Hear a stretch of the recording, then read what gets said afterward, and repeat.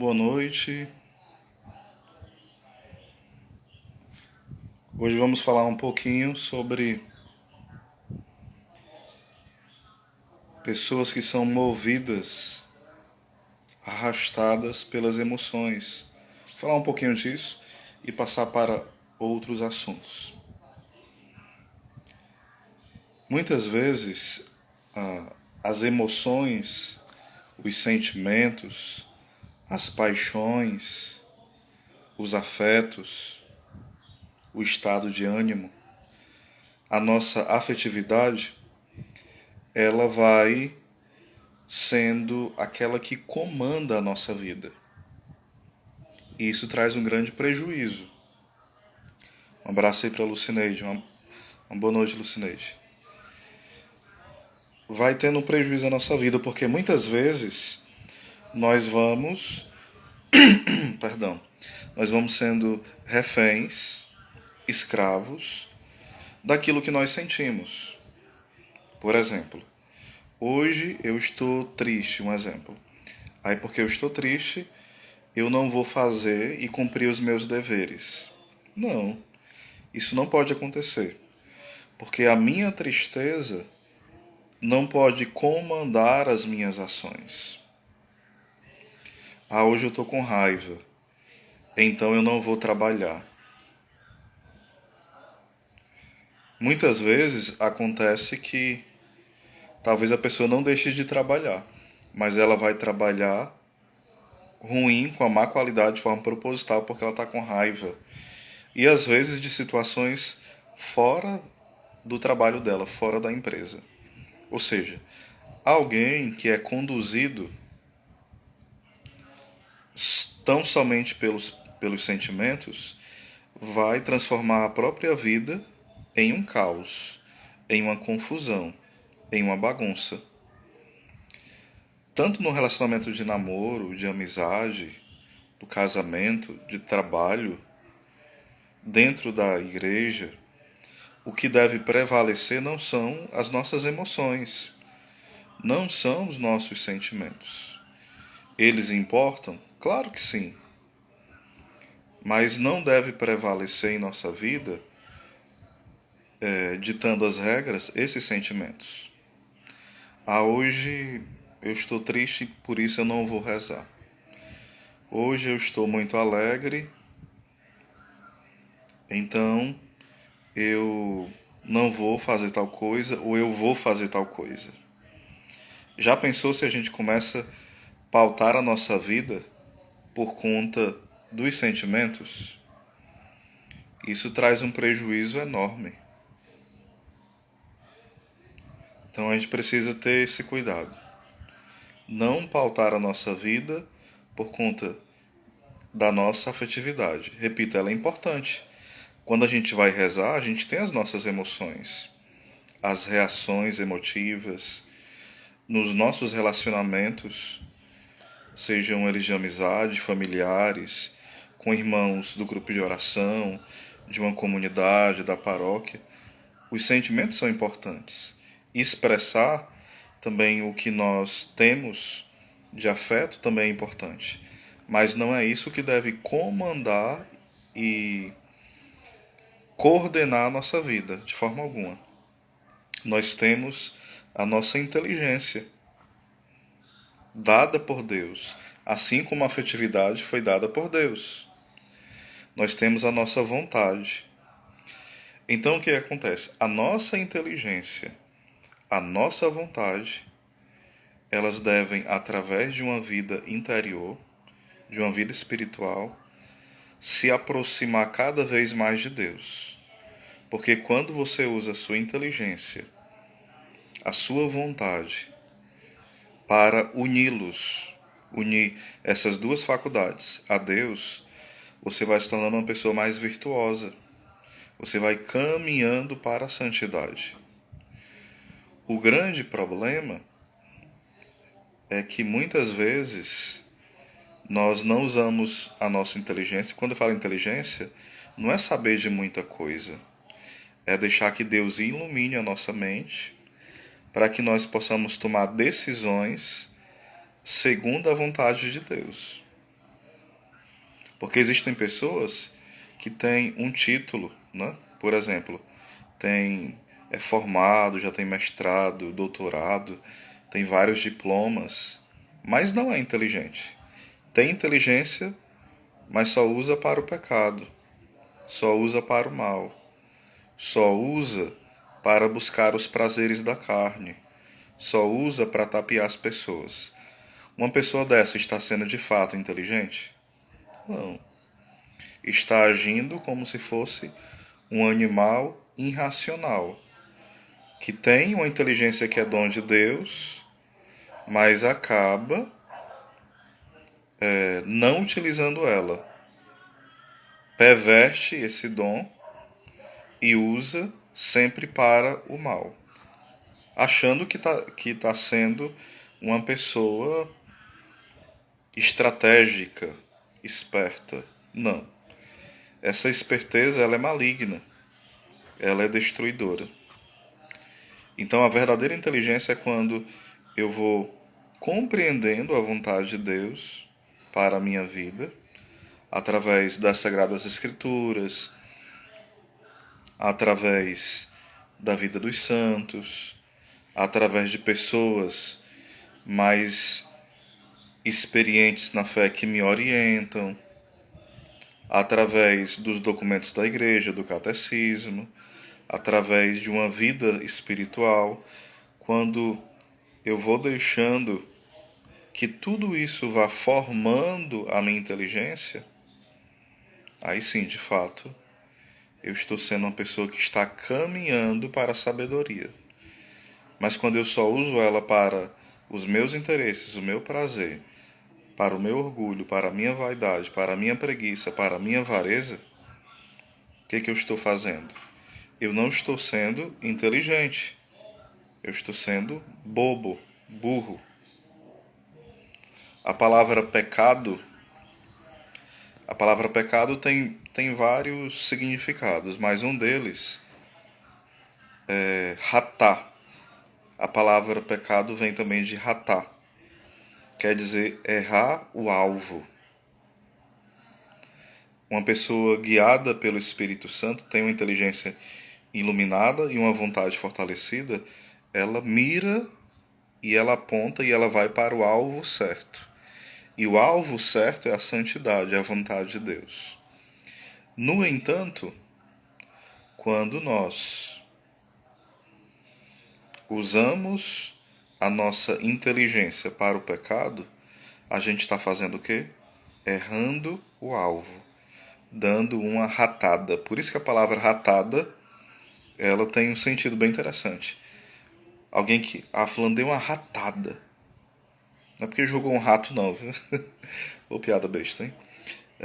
Mas é porque, de fato, aquela pessoa, ela não foi na direção certa.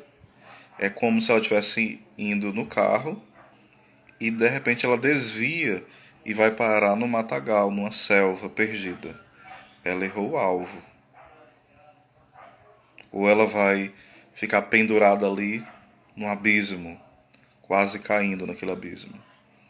Porque errou o alvo. Porque, de fato, o nosso alvo, o nosso olhar deve ser para a vontade de Deus.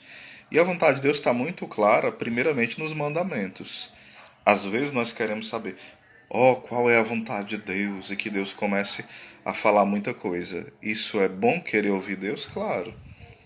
Mas se a gente não cumpre, e nem luta para cumprir, nem sequer os mandamentos, como é que você quer descobrir, o que é que Deus quer para a minha vida? Você tem que saber o que Deus quer para a sua vida? Tem. Mas faça pelo menos aquilo que é básico. Quais são os mandamentos? Não precisa saber na ordem certa, não. Mas saber quais são. De fato, eu estou honrando o meu pai e a minha mãe? O que é isso? Eu estou vivendo a castidade ou não? Eu estou, neste dia, neste tempo, de fato não levantando falso para as pessoas? Eu estou nesse tempo, de fato, não roubando? Eu estou nesse tempo, de fato, honrando o nome santo de Deus? Eu estou sendo supersticioso? Eu estou amando a Deus acima de tudo? Ou estou amando ao dinheiro, às pessoas, aos prazeres, os meus planos acima de tudo? Então, olhar para os mandamentos e ver se de fato a minha vida está sendo guiada por uma obediência de amor a esses mandamentos, ou eu estou fazendo o que eu quero, na hora que eu quero, como eu quero, com quem eu quero. Santo Afonso fala o seguinte: um homem, imagine a seguinte situação. Vamos olhar aqui. Olha a seguinte situação. Imagina que um animal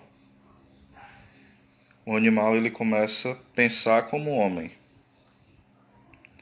a agir como homem e sentir como homem. Imagina um animal desse jeito.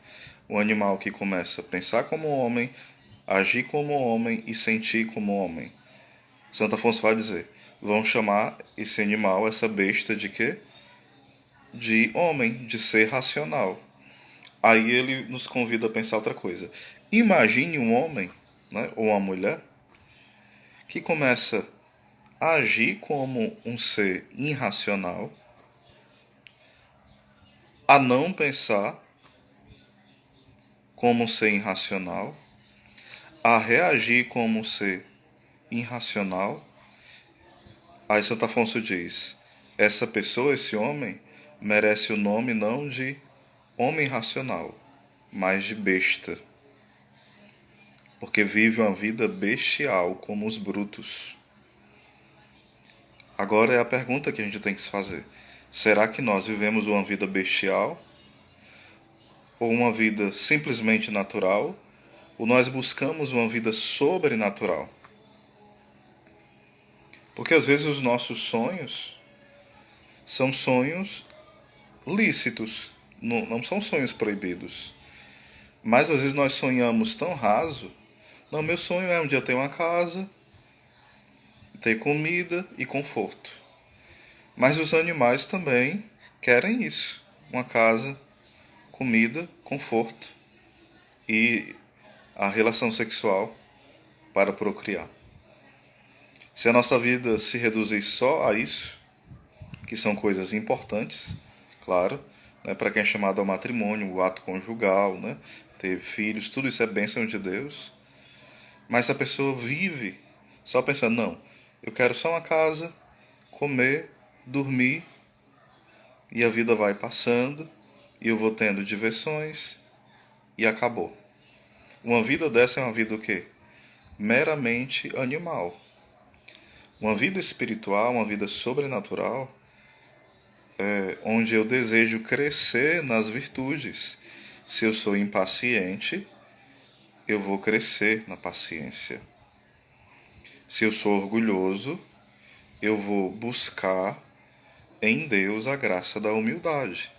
Se eu sou imoral, uma pessoa que é obscena, gosta de falar coisas imorais, se vestir de forma imoral, cometer atos imorais, eu vou buscar ter uma vida pura, casta, em Deus. Ou seja, eu saio de uma vida meramente animalesca para uma vida de um homem virtuoso e de uma mulher virtuosa. Aí nós vamos encontrar de fato a felicidade. Caso contrário, nós vamos sempre estar com um vazio enorme no nosso coração, sem saber como preenchê-lo e culpando a Deus, culpando a todo mundo pela nossa infelicidade. Infelizmente, hoje, em especial hoje em dia, nós vivemos culpando pessoas pela nossa infelicidade. Nós tomamos decisões equivocadas, decisões malucas, decisões burras e dizemos: quem é o culpado? Procura-se um culpado. Traga um detetive.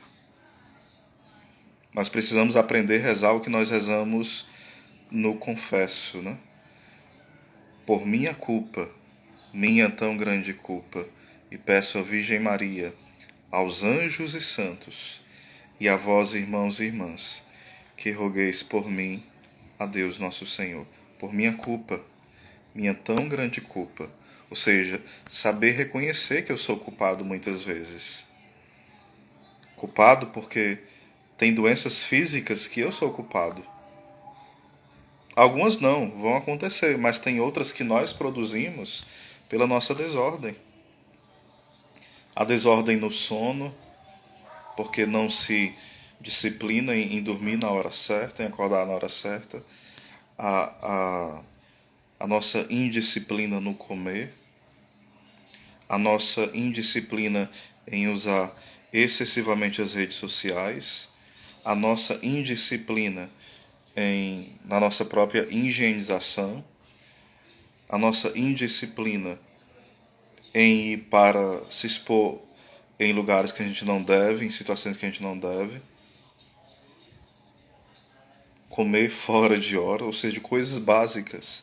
Às vezes nós nos autodestruímos, eu dei exemplos bem básicos, né?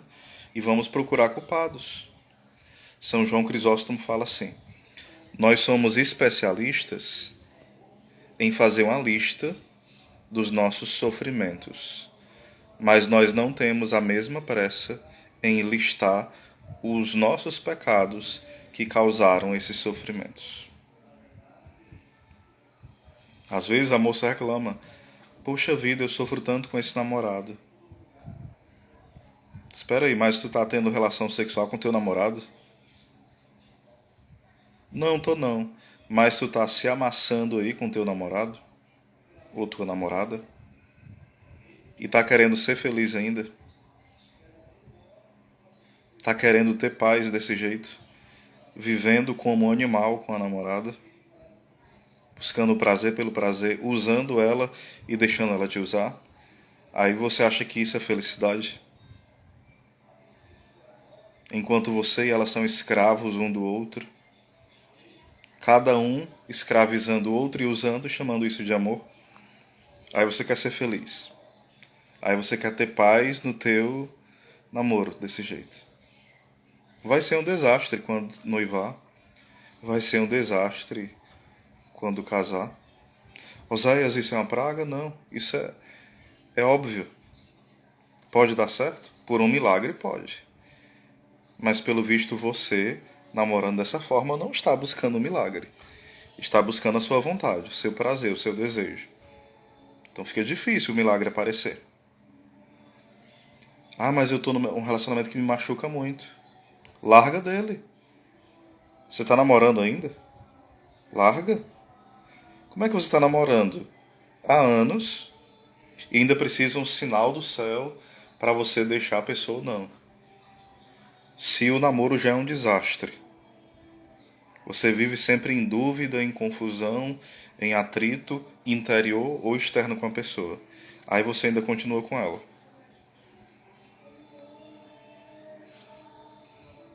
Pensar, né, um pouquinho. Vamos usar os neurônios. Mas eu casei. E aí, você parar? Calma. Se você aí tomou uma decisão, segura ela. Se você está em santo matrimônio, vamos abraçar a cruz. Tem situações e situações, claro. Mas vamos abraçar a cruz. Tem uma história onde um homem chegava, perdão, a mulher chegava para o padre e falava: padre, eu quero casar, mas tem um problema. O meu namorado, ele é muito agressivo, muito ciumento, muito bruto. O que é que eu faço? O padre falou: deixa ele, vai dar problema quando casar. Ele vai ficar pior. E ela ouvia o sino. Ela sempre ia no horário que batia o sino, geralmente. Aí ela fala: olha, padre, não, o sino está dizendo, tem que casar, tem que casar, tem que casar. Ela inventando coisa da cabeça dela. Ela entendia o sino dizendo aquilo. Dizendo, melhor dizendo. E toda vez ia falar pro padre os problemas do namoro. Aí ela diz: olha, olha, padre, o sino está mandando. Tem que casar, tem que casar. Ela casou. Depois de tanto conselho de pai, mãe, padre, todo mundo, ela contrariou e casou. E um dia, chegando lá, o que aconteceu?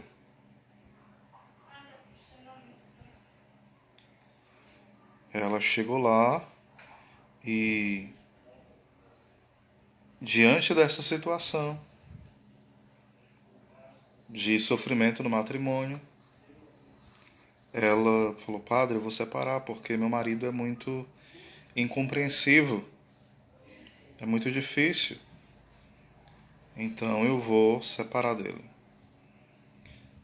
Aí o sino começou a tocar. Aí o padre falou: Tá ouvindo o sino dizendo para você? Tem que aguentar, tem que aguentar, tem que aguentar. Resumo da história: a pessoa toma decisões erradas e depois quer jogar tudo pro alto e não abraçar as consequências daquilo que escolheu. Isso acontece em relação à vocação, em relação à profissão, em relação a tantas outras coisas. Então que neste dia, esta quinta-feira, né, o Senhor possa hoje te fortalecer, te dar sabedoria para viver não mais de forma animalesca, mas de forma santa, de forma virtuosa, as tuas decisões. Um abraço.